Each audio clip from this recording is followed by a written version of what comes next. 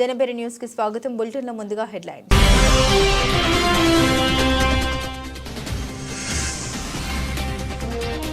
క్రీడలతో పర్యాటక వాణిజ్య రంగాల వృద్ధి సాధ్యం. సింగపూర్ స్పోర్ట్స్ స్కూల్ సందర్శించిన సీఎం చంద్రబాబు.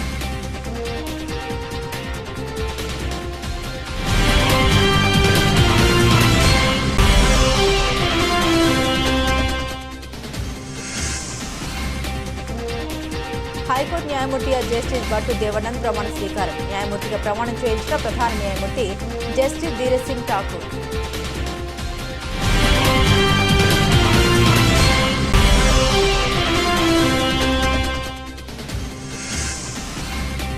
రాష్ట్ర అభివృద్ధిలో తెలుగు వారంతా భాగస్వాములు కావాలి. తెలుగు డయాస్పోరా వాల్మీకులతో మంత్రి నారా లోకేష్.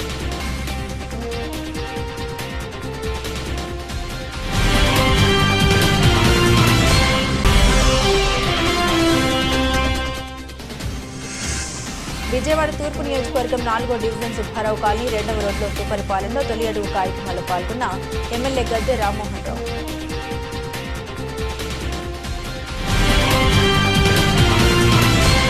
క్రీడలతో పర్యాటక వాణిజ్య రంగాల్లో వృద్ధి సాధ్యమని, అందుకే ఆంధ్రప్రదేశ్లో క్రీడలకు అత్యధిక ప్రాధాన్యత ఇస్తూ ఉన్నామని ముఖ్యమంత్రి చంద్రబాబు నాయుడు స్పష్టం చేశారు. అత్యుత్తమ క్రీడాకారుల్ని తయారు చేయడంతో పాటు క్రీడా సదుపాయాలు పెట్టుబడుల్ని ఆకర్షించేలా ఏపీ స్పోర్ట్స్ పాలసీ తీసుకొచ్చామని ముఖ్యమంత్రి అన్నారు. సోమవారం సింగపూర్ పర్యటనలో 2వ రోజు ప్రముఖ బ్యాడ్మింటన్ కోచ్ పుల్లెల గోపీచంద్ మంత్రులు అధికారులతో కలిసి సింగపూర్ స్పోర్ట్స్ స్కూల్ను ముఖ్యమంత్రి సందర్శించారు. అత్యుత్తమ క్రీడాకారులను తయారు చేయడంతో పాటు వినోదం, పర్యాటకం, వాణిజ్య కార్యకలాపాలకు కేంద్రాలుగా స్పోర్ట్స్ స్కూళ్లు ఉండాలని సింగపూర్ స్పోర్ట్స్ స్కూల్ ప్రిన్సిపల్ ఓంకిమ్ నుసూన్తో ముఖ్యమంత్రి అన్నారు. ఆంధ్రప్రదేశ్లో అంతర్జాతీయ క్రీడాకారులను తయారు చేయాలన్న సంకల్పంతోనే పెద్ద ఎత్తున ప్రోత్సాహకాలు ఇస్తున్నట్లు తెలిపారు. ఏపీలో ప్రభుత్వ ఉద్యోగాల్లో ఉన్న క్రీడా రిజర్వేషన్లను 2 నుండి 3% పెంచామని, అలాగే Olympics, Asian games, world champion, national గేమ్స్లో పథకాలు సాధించిన వారికి ఇచ్చే ప్రోత్సాహకాన్ని భారీగా పెంచామన్నారు. ఒలింపిక్స్లో బంగారు పథకం సాధించిన వారికి 7 కోట్లు, రజతం సాధిస్తే 5 కోట్లు, కాంస్య పథకం పొందిన వారికి 3 కోట్లు ఇస్తున్నట్లు వెల్లడించారు.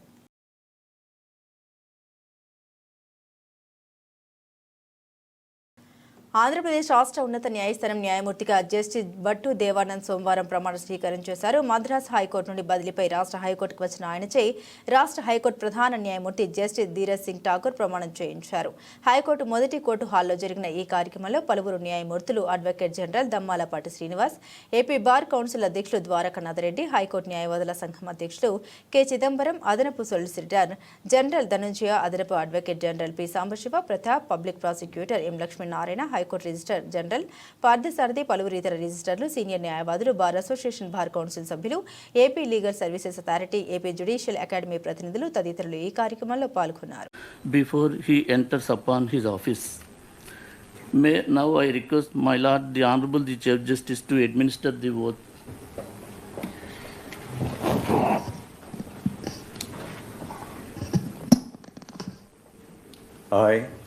I, Justice Bhattu Devanand, having been appointed a judge of the High Court of Andhra Pradesh, having been appointed a judge of the High Court of Andhra Pradesh, do swear in the name of God do swear in the name of God that I will bear true faith and allegiance to the Constitution of India as by law established, that I విజయవాడలో hearing aid centre unit here zone లాంఛనంగా ప్రారంభమైంది. రెక్టన్స్ తో కలిసి నగరంలో interactive concept store ను ప్రారంభించారు.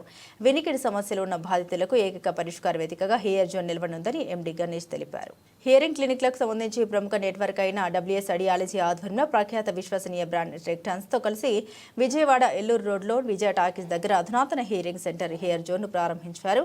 ఈ ఆధునిక హియరింగ్ ఎయిడ్ సెంటర్ ను యూనిట్ సౌకర్యం, ఆడియోమెట్రీ, నిఫ్మానోమెట్రీ, హియరింగ్ ఎయిడ్ ట్రయల్ తో పాటుగా ఫిట్టింగ్, ప్రోగ్రామింగ్, సర్వీసింగ్ వంటి ప్రత్యేక సేవల్ని అందించనుంది. వివిధ రకాల ఉపకరణాలతో పాటు సమగ్రమైన ఆడియోలాజికల్ సేవల్ని అందించడానికి సిద్ధం చేశారు. ఈ సందర్భంగా హియర్ జోన్ ఎండీ గణేష్ మాట్లాడారు. హియర్ జోన్ ను ఒక క్లినిక్ గా మాత్రమే కాకుండా విభిన్న సేవలతో ముందుకు వెళ్తున్నామన్నారు.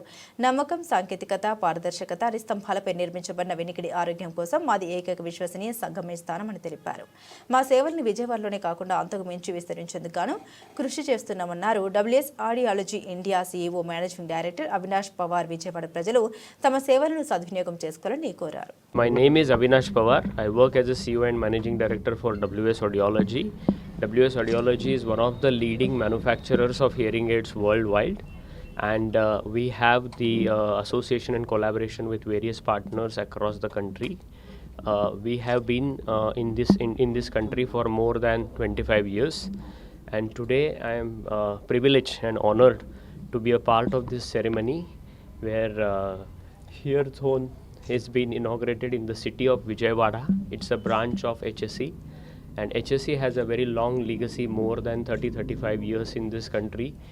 I would not be wrong to say that they are pioneers in offering hearing aids or hearing solutions to patients all across Tamil Nadu, AP, Telangana, Kerala also. They are known for not only offering the world-class technological products, but also a very good services to their patients and consumers. So they have a comprehensive diagnostic facility. They have their footprints all across Tamil Nadu, and now they are expanding their footprints across Andhra Pradesh and Telangana. They already have a presence in Hyderabad, and today it's a good moment for the people of Vijayawada that they will get a comprehensive diagnostic facility, a well-trained qualified audiologist, and Here Zone branch operated by HSE is opening into their city, which will offer the brands like Signia, Rexton and many more. So I think that I would urge to the patients, those who have hearing challenges, they can visit to this facility and get themselves diagnosed and if required treated by hearing aids. Ganesh, I am the Managing Director of the HSE Group. We are very pleased to be in the vibrant city of Vijayawada.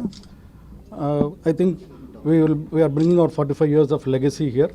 We will not only provide advanced diagnostic facilities, but wide range of technology, and we will stand for trust, transparency, and technology here. And I think we will have a personalized care for the patients here. What role in the hearing industry is the major contributions? See, we have been here from in this industry from '87. We have a lot of milestones here. We have brought many technology, many advanced diagnostic facilities over the years, and I think we'll be bringing all those things in the city of Vijayawada and for the Andhra state. Any upcoming Vijayawada planning, sir? Sir? Upcoming planning. See, we do have plans. We want to go next to Vizag, and we want to make a footprint across Andhra and bring all the technology here. And we have got the state-of-art facilities here. We have got a hearing experience room where patients can experience how hearing aid is fitting. We'll be having a vestibular clinic here, non-invasive newborn screening facilities. All these things we'll be bringing here. Okay. I am Tarini, one of the director of HSE Group of companies, and we both are audiologists as well, Mr. Ganesh and myself, and we wanted to provide the experience of hearing for the people who have hearing loss in Vijayawada. So we have entered and we have got the legacy of 45 years, and we know what we have to provide for the people, and definitely the experience and the benefits are from Here Zone to Vijayawada people will be the best, and we wish to continue our journey in Vijayawada and in AP also. Thank you. Thank you. Dasara Sharan Navratri ఉత్సవాలను September 22వ తేదీ నుండి October 2 వరకు అత్యంత వైభవంగా నిర్వహించనున్నట్లు ఆలయ కార్యనిర్వహణాధికారి VK Sheena Naik తెలిపారు.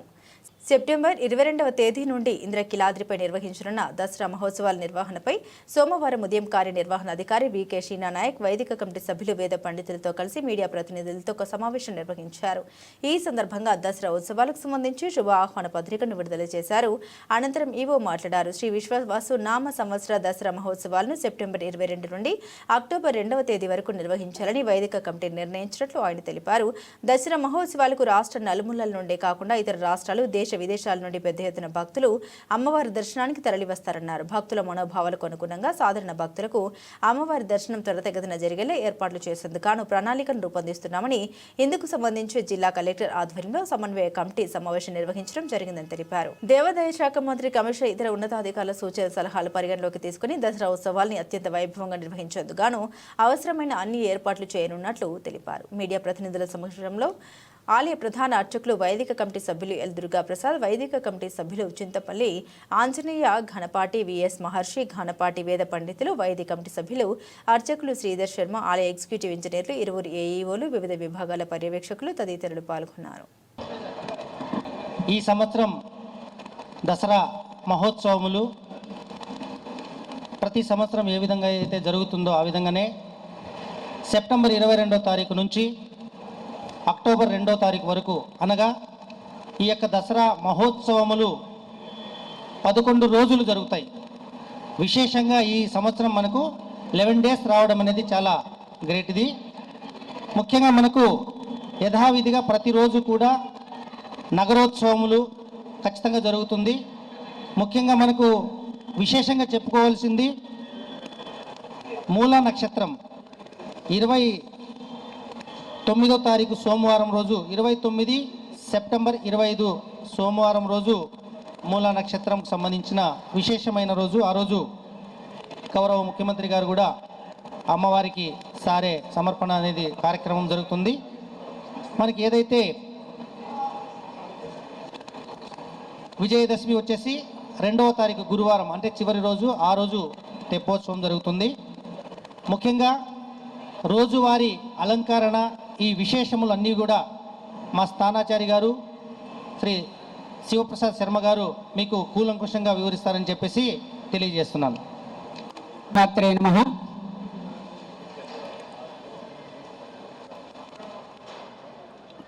ఇరవై 25 శ్రీ విశ్వావసునామ సంవత్సరం.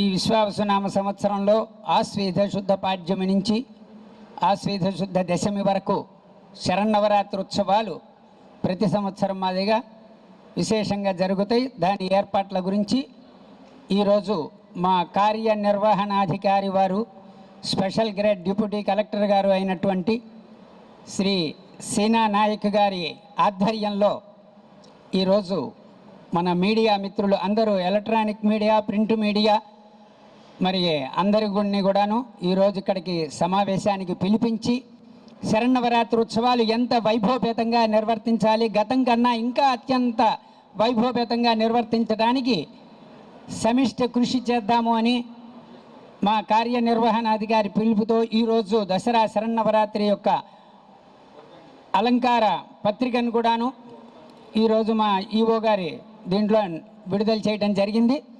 మరి ఈ 11 రోజులు వచ్చిన ఈ సంవత్సరము ఇందాక నా సార్ వివరించారు మీకు. మనకి కాలచక్రంలో వచ్చేటటువంటి తిథులు వ్యత్యాసాల వల్ల మనకి ఒక్కొక్కసారి తగ్గువ రావచ్చు, ఒక్కొక్కసారి పెచ్చు రావచ్చు. అలాగా ఈ సంవత్సరము 11 రోజులు మనకి శరన్నవరాత్రి ఉత్సవాలు జరుపుకోవలసి వచ్చింది. శ్రీ విశ్వావసునామ సంవత్సర ఆశ్వేధ శుద్ధ. గత 5 ఏళ్ల విధ్వంస పాలన చూశాక రాష్ట్రాన్ని కాపాడుకునేందుకు విదేశాల్లో ఉన్న తెలుగు వారంతా స్వచ్ఛందంగా ముందుకు వచ్చారు. అందుకే ఏ దేశం వెళ్లినా ముఖ్యమంత్రి నేను తొలుత తెలుగు వాళ్ళని కలవాలని నిర్ణయించుకున్నామని రాష్ట్ర విద్య, ఐటీ, ఎలక్ట్రానిక్స్ శాఖల మంత్రి నారా లోకేష్ అన్నారు. తెలుగు డయాస్పోరా సమావేశాన్ని విజయవంతం చేసిన వాలంటీర్లతో లోకేష్ సమావేశమయ్యారు. ఈ సందర్భంగా మంత్రి లోకేష్ మాట్లాడారు. సింగపూర్ అభివృద్ధి చెందిన తీరును మనమంతా స్ఫూర్తిగా తీసుకోవాలి. ఇక్కడ ఉన్న తెలుగు వారంతా రాష్ట్ర అభివృద్ధిలో భాగస్వాములు కావాలి. రాష్ట్రానికి పెట్టుబడులు తీసుకురావడానికి కృషి చేయాలి. డబుల్ ఇంజన్ సర్కార్ ఏర్పాటు కావడం వల్ల రాష్ట్రం ఊపిరి తీసుకుంటుంది. ప్రధాని మోదీజీ త్వరలోనే సింగపూర్లో పర్యటిస్తారు. ఈ పర్యటనలో పెద్ద ఎత్తున తెలుగువారు పాల్గొని విజయవంతం చేయండి. రాష్ట్రానికి సహకరిస్తున్న ప్రధానికి కృతజ్ఞతలు తెలపాలని మంత్రి లోకేష్ విజ్ఞప్తి చేశారు. మన దేశంలో పార్లమెంటుకు విశేష అధికారాలు ఉన్నాయని సుప్రీంకోర్టు మాజీ న్యాయమూర్తి జస్టిస్ లావు నాగేశ్వరరావు తెలిపారు. పార్లమెంట్ నిర్ణయాలను సుప్రీంకోర్టు సైతం నియంత్రించజాలదని స్పష్టం చేశారు. రాజ్యాంగమే సుప్రీమని డాక్టర్ బిఆర్ అంబేద్కర్ స్పష్టం చేసిన విషయాన్ని సందర్భంగా ఆయన ప్రస్తావించారు. ఏ ఒక్కరు రాజ్యాంగానికి అతీతులు కారని, ప్రతి ఒక్కరూ రాజ్యాంగానికి కట్టుబడి ఉండాల్సిందేనని తెలిపారు. సిటిజన్స్ ఫర్ డెమోక్రసీ ఆధ్వర్యంలో రాజ్యాంగ పరిధిలో జవాబుదారీతనం అనే అంశంపై ఉపన్యాసం ఏర్పాటు చేశారు. సిద్ధార్థ ఆడిటోరియంలో జరిగిన ఈ కార్యక్రమంలో సుప్రీంకోర్టు మాజీ న్యాయమూర్తి జస్టిస్ లావు నాగేశ్వరరావు పాల్గొన్నారు. ఈ సందర్భంగా ఆయన మాట్లాడారు. దేశంలో సుపరిపాలన అనేది చాలా ప్రధానమని స్పష్టం చేశారు. స్వాతంత్ర్యం వచ్చిన తర్వాత డాక్టర్ బిఆర్ అంబేద్కర్ నేతృత్వంలో కమిటీ 3 ఏళ్లు కష్టపడి మన రాజ్యాంగాన్ని రూపొందించిందన్నారు. మన దేశంలో పార్లమెంటుకు విశేష అధికారాలు ఉన్నాయన్నారు. కార్యనిర్వాహక వ్యవస్థ చాలా జవాబుదారీతనంతో ఉండాలని ఆయన అభిప్రాయపడ్డారు. ప్రజాప్రతినిధుల ఫిరాయింపుల్ని రాజ్యాంగం సమ్మతించుతున్నారు. గడిచిన 10 ఏళ్లుగా తెలుగు రాష్ట్రాల శాసనసభాపతుల వ్యవహార శైలిని తాను పరిశీలిస్తున్నామని తెలిపారు. ఏ స్పీకర్లు సభ్యుల అనర్హతపై నిర్ణీత సమయంలో నిర్ణయం తీసుకోలేకపోతున్నారని ఆవేదన చెందారు. ప్రజలకు రాజ్యాంగం ప్రసాదించిన హక్కులను న్యాయ వ్యవస్థ కాపాడాల్సి ఉందన్నారు. వ్యవస్థలో జవాబుదారీతనం పెంచడంలో సమాచార హక్కు చట్టం ఎంతో దోహదపడుతుందన్నారు. రాష్ట్ర ఎన్నికల కమిషన్ మాజీ కమిషనర్ నిమ్మగడ్డ రమేష్ బాబు మాట్లాడుతూ అవినీతిలో నిర్మూలనలో నాయకుల కంటే అధికార వ్యవస్థకు గురుతర బాధ్యత ఉందన్నారు. ఉద్యోగులు అధికారుల ప్రాపకం కోసం పనిచేయడంతో వారిలో నైతిక ధైర్యం దెబ్బతింటుందన్నారు. ఉద్యోగులు క్రియాత్మకంగా గుణాత్మకంగా ఉండాలని ఆయన సూచించారు. ఉద్యోగ సంఘాలు వారి ప్రయోజనాల కోసం తప్ప బాధ్యతలు గుర్తించకపోవడం శోచనీయమన్నారు. డాక్టర్ ఎంసీ దాస్ తదితరులు ఈ కార్యక్రమంలో పాల్గొన్నారు. మిగతా రాష్ట్రాలన్నింటినీ కూడా దాటుకుని ముందు ప్రథమ శ్రేణిలో నిలిచారు. దీనివల్ల ఆంధ్రప్రదేశ్లో ప్రజా చైతన్యం ఉంది, ప్రజాస్వామ్యం మంచి పునాదుల మీద ఉన్నది అనే చెప్పే ఒక నమ్మకం, ఒక స్ఫూర్తి కూడా వచ్చిందని చెప్పేసి నేను ఈ సభాముఖంగా తెలియజేయడానికి చాలా సంతోషిస్తా ఉన్నా. ఈరోజు చర్చా కార్యక్రమంలో మేము చాలా కాలంగా భావించాం, ముఖ్యమైన సమస్యల గురించి పెద్దల చేత విశ్లేషణపూర్వకంగా వారి అనుభవాలతో వారికున్న ప్రావీణ్యతతో కనుక చేసినట్లయితే అది సమాజానికి హితవుగా ఉంటుందని చెప్పి మా ఉద్దేశం. దాంట్లో భాగంగా ఈ కార్యక్రమం ఏర్పరిచాం. ఈ కార్యక్రమానికి ఉన్న విశిష్టత ఏంటంటే వచ్చిన ఇద్దరు ముఖ్య అతిథులు ఒకే ఆఫీస్లో జె సూర్యనారాయణ గారి ఆఫీస్లో సహచరులుగా పనిచేసిన మిత్రత్వం స్నేహం ఉన్న వ్యక్తులు కావటం అత్యంత అపురూపం, విశేషం. ముఖ్యంగా వీరిలో ఉదాత్తత గురించి నేను ప్రత్యేకంగా చెప్పగలను, కానీ 1-2 మాటలు మాత్రం చెప్పక తప్పదు. ఎల్ నాగేశ్వరరావు గారు అగ్రశ్రేణి అడ్వకేట్ల జాబితాలో సుప్రీంకోర్టులో ఉండి. సభకు నమస్కారం. వేదిక మీద కూర్చున్న జస్టిస్ ఎల్ నాగేశ్వరరావు మా మిత్రులు. Both of us are from the same stable, but then Mr. Nageshwara Rao was recognized as a Lambares Kagoda.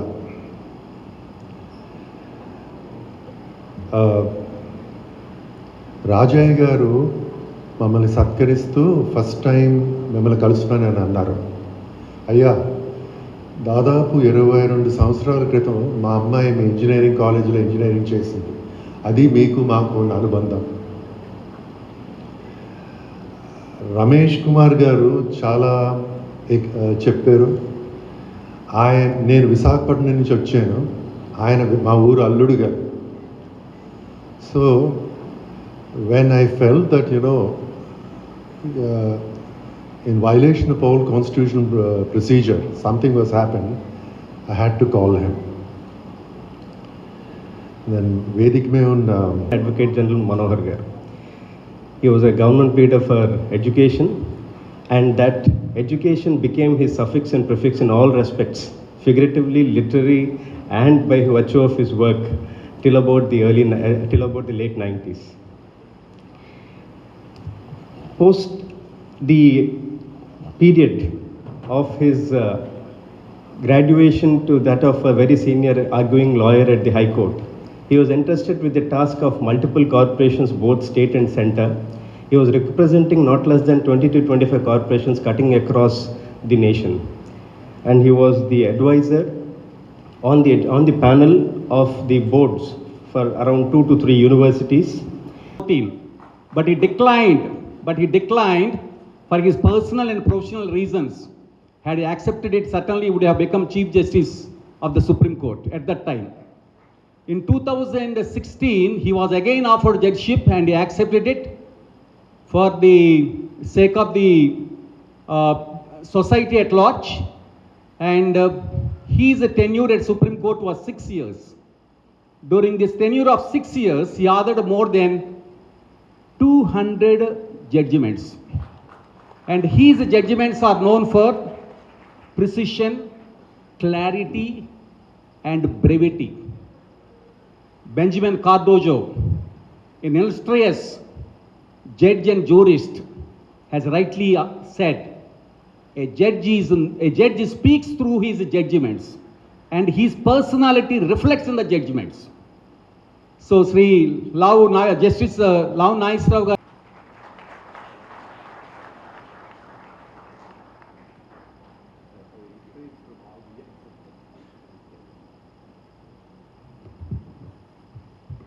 అందరికీ నమస్కారం. Thank you, Divakar. And I would request all of you to forget that I am a cricket player and I acted in some movies. Just think of me as a lawyer and a judge. How many of you are law students? So I can speak about the Constitution. See, there's nothing much left for me after Sitaram has spoken about the accountability. If I was a lawyer and there was a judge standing there and then they're sitting there and the judge asked me, yes, Mr. Rao, do you have anything to add? Because there's nothing much to add. I would say, my lord, there's nothing much to add after the senior counsel Sitaram Murthy's argument. TDP party అంటే బీసీల party అని ప్రభుత్వ whip central నియోజకవర్గ శాసనసభ్యులు బోండా ఉమా మహేశ్వరరావు అన్నారు. అన్ని సామాజిక వర్గాల వారి కోసం కమ్యూనిటీ హాల్స్ నిర్మిస్తున్నామని తెలిపారు. ఎన్నికల ముందు ఇచ్చిన సూపర్ 6 హామీలు ఒక్కొక్కటిగా అమలు చేసుకుంటూ ముందుకు సాగుతున్నామని వెల్లడించారు. న్యూ రాజరాజేశ్వరిపేట పోలీస్ స్టేషన్ రోడ్లో 70 లక్షల వ్యయంతో నిర్మించనున్న బీసీ కళ్యాణ మండపం పనులకు శంకుస్థాపన కార్యక్రమం జరిగింది. ఈ కార్యక్రమంలో మాజీ టీడీపీ ఫ్లోర్ లీడర్ రమణరావుతో కలిసి సెంట్రల్ నియోజకవర్గ ఎమ్మెల్యే బోండా ఉమా పాల్గొని శంకుస్థాపన చేశారు. ఈ సందర్భంగా బోండా ఉమా మాట్లాడారు. ఎన్నికల ముందు కూటమి పార్టీల తరపున ఇచ్చిన హామీలను అధికారంలోకి వచ్చాక ఒక్కొక్కటిగా నెరవేర్చుకుంటూ ముందుకు సాగుతున్నామని తెలిపారు. సూపర్ 6 పథకాల్లో భాగంగా పెన్షన్ల పెంపు, ఉచిత గ్యాస్ సిలిండర్లు, ప్రతి బిడ్డకు తల్లికి వందనం కార్యక్రమం వంటి పథకాలు ఇప్పటికే అమలు చేశామని తెలిపారు. ఆగస్టు 15 నుండి ఆడవారికి ఉచిత బస్సు ప్రయాణం అందుబాటులోకి వస్తుందని తెలిపారు. అలాగే నిరుద్యోగులకు నిరుద్యోగ భృతి, శ్రీనిధి పథకాలు కూడా త్వరలో అమలు చేస్తామని స్పష్టం చేశారు. ఏడాది కాలం పాలనలో అందించిన సేవలపై ప్రజా అభిప్రాయాలను సుపరిపాలనకు తొలి అడుగు కార్యక్రమం ద్వారా తెలుసుకుంటున్నామని వెల్లడించారు. ఎన్నికల ముందు తెలుగుదేశం పార్టీ ప్రజలకు ఇచ్చినటువంటి హామీలన్నింటినీ కూడా నిలబెట్టుకుంటూ ముందుకెళ్తా ఉన్నాం. తెలుగుదేశం పార్టీగా ఆ రోజు ఎన్నికల్లో పోటీ చేసేటప్పుడు సూపర్ 6 హామీలు ఇచ్చాం. పింఛన్లు పెంచుతానన్నాం, ఇచ్చిన మాట ప్రకారం పింఛన్లు పెంచాం. 3,000, 4,000 ఇంటి దగ్గరికే తీసుకెళ్ళిస్తున్నాం. వికలాంగులకి 3,000, 6,000 ఇంటి దగ్గరికే తీసుకెళ్ళిస్తున్నాం. అట్లాగే గ్యాస్ బండ్లు ఇస్తానన్నాం. ప్రతి మహిళా సోదరీమణికి 3 గ్యాస్ బండ్లు ఇస్తున్నాం. తల్లికి వందనం పేరు మీద ఎంతమంది పిల్లలు ఉంటే అంతమందికి దాదాపు 70 లక్షల మంది పిల్లలకి ఈరోజు తల్లికి వందనం ఇచ్చాం. అంతేకాకుండా త్వరలోనే ఆగస్టు 15 నుంచి ఉచిత బస్సు, అలాగే శ్రీనిధి కూడా మహిళలకి 18,000 రూపాయలు ఇస్తామని చెప్పాం. దాన్ని కూడా త్వరలోనే డేటు ఒక సంక్షేమ క్యాలెండరు విడుదల చేసి ఈ తేదీన ఈ స్కీమ్ ఇస్తున్నామని చెప్పి ఇవాళ అన్నీ కూడా ప్రకటిస్తూ ఉన్నాం.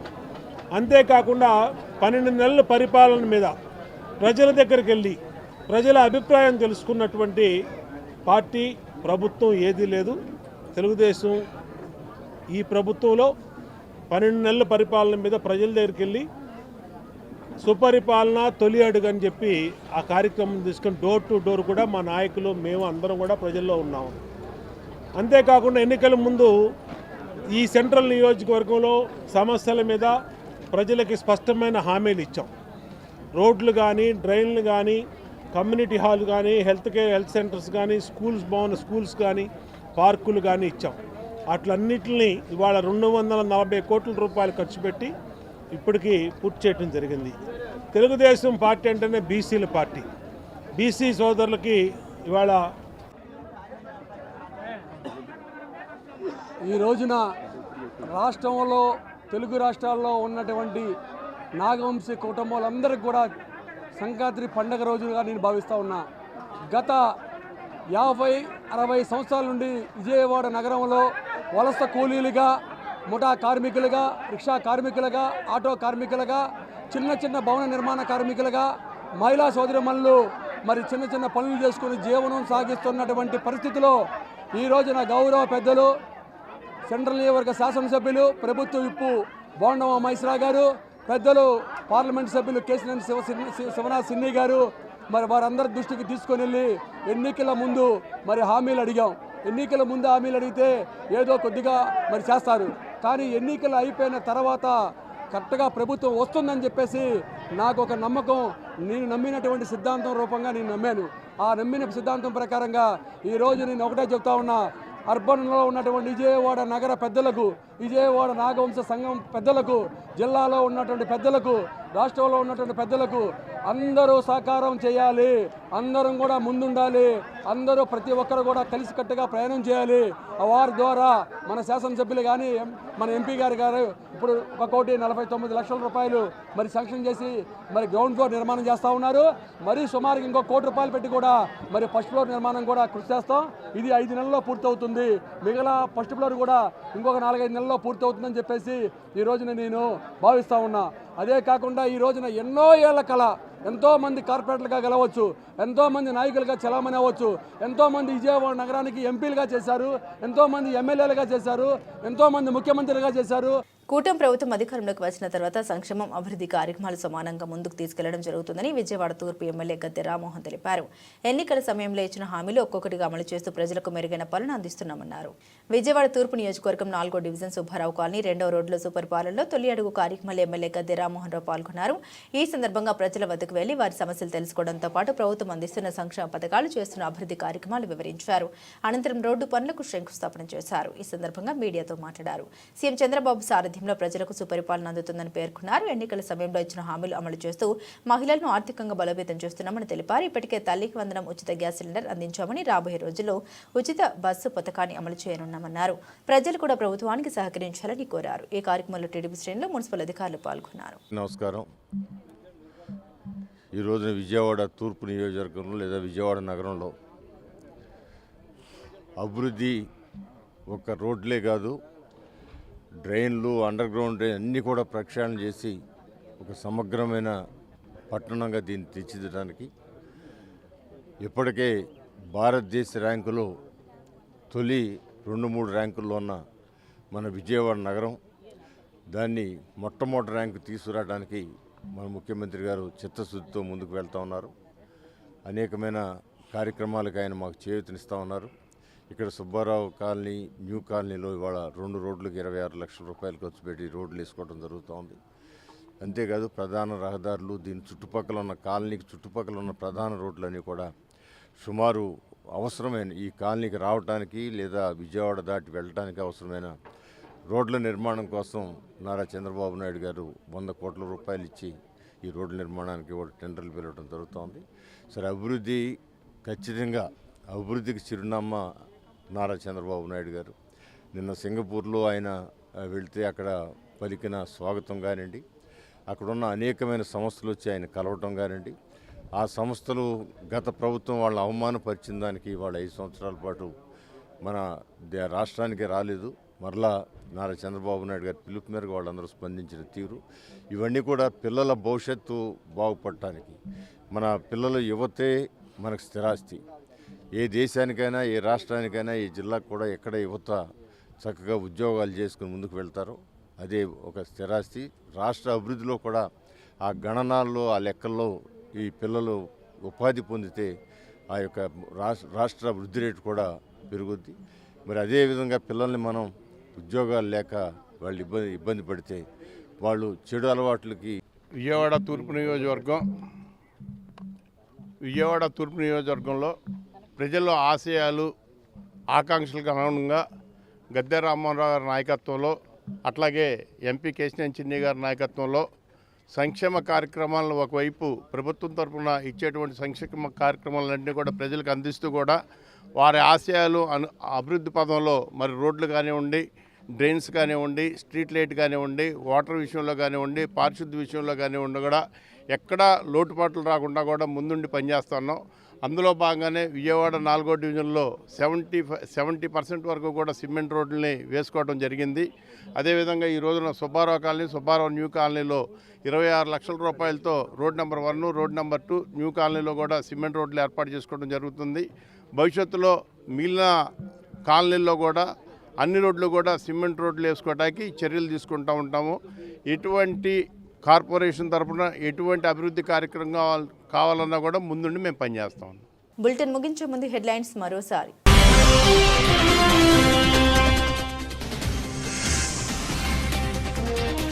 క్రీడలతో పర్యాటక వాణిజ్య రంగాల వృద్ధి సాధ్యం. సింగపూర్ స్పోర్ట్స్ స్కూల్ సందర్శించిన సీఎం చంద్రబాబు.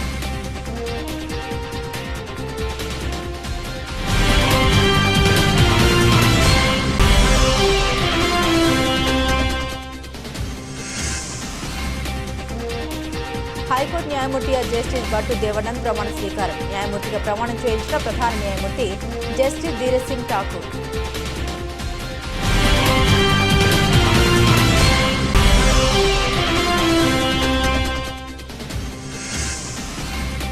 రాష్ట్ర అభివృద్ధిలో తెలుగు వారంతా భాగస్వాములు కావాలి. తెలుగు డయాస్పోరా వాల్మీకులతో మంత్రి నారా లోకేష్.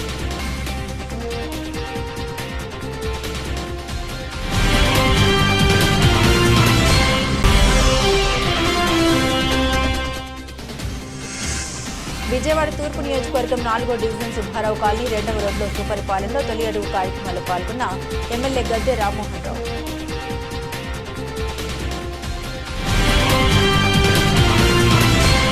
ఇవి బులెటిన్లోని విశేషాలు. తిరిగి మరో బులెటిన్తో మళ్ళీ కలుసుకుందాం. అంతవరకు సెలవు. నమస్కారం.